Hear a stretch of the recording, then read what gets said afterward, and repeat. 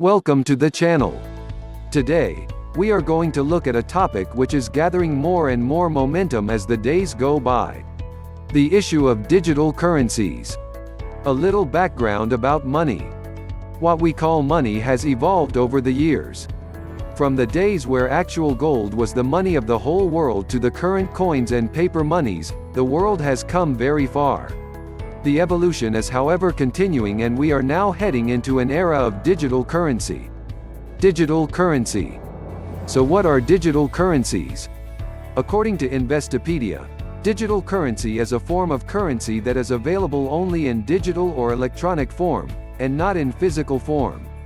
It is also called digital money, electronic currency, or cyber cash.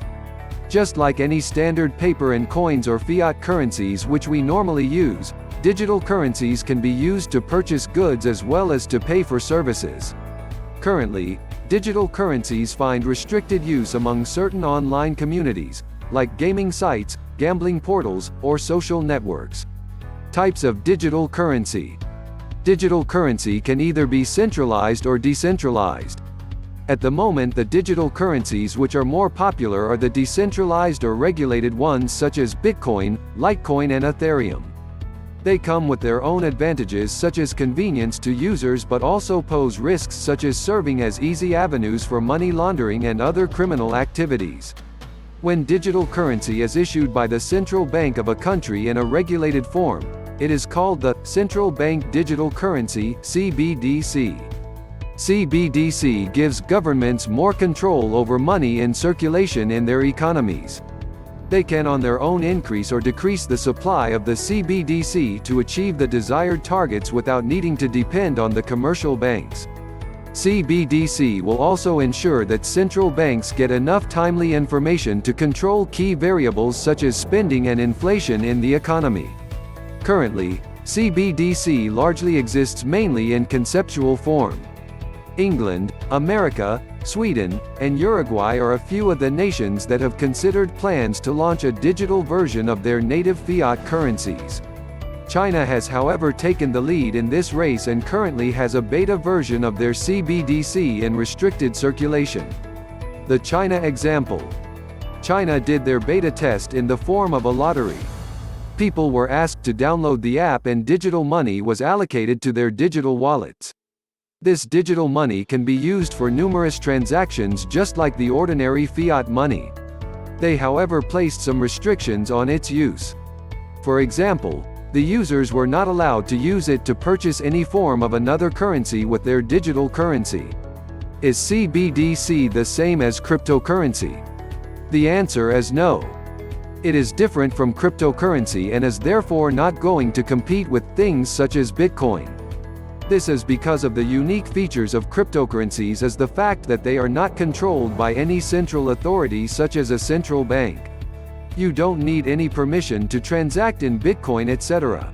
Transactions are hard and final, that is, cannot be taken back. CBDCs will still be under control of central banks and they will have the power to track transactions, stop transactions and basically do all that they currently do in the current currency system. They can increase or decrease supply. The main difference with this however is that, it bypasses the banks. All the records are kept with the central bank directly. So are digital currencies about to replace the dollar and other fiat currencies?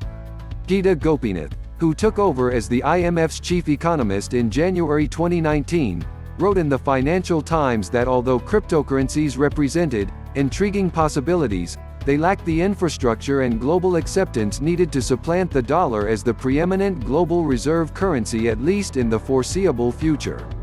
So although international financial institutions such as the IMF are advocating for research into digital currencies to encourage financial inclusion and improve the privacy of payments, they are also sounding a caution for countries not to rush into implementing them without proper structures. For example, in September 2018, it asked officials from the Marshall Islands to reconsider launching a digital currency that would work alongside the US dollar. Unless the country introduced strict anti-money laundering checks, an IMF report said, it could face losing crucial correspondent banking relationships with US banks, losing access to the dollar and effectively cutting the nation out of the global financial system. Conclusion. From where we sit currently, it is no longer a case of if this would happen but rather when and how it would happen in each country or region. We anticipate that there would be some little variations in the way various countries adopt the CBDC, especially at the beginning, but what is not in doubt is that they will all definitely adopt it soon.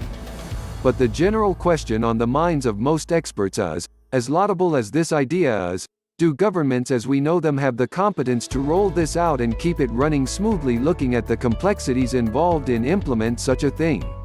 We live to see. Subscribe to this channel to see more videos like this. Like and share this video with your friends. Remember, timely knowledge is power. Thank you.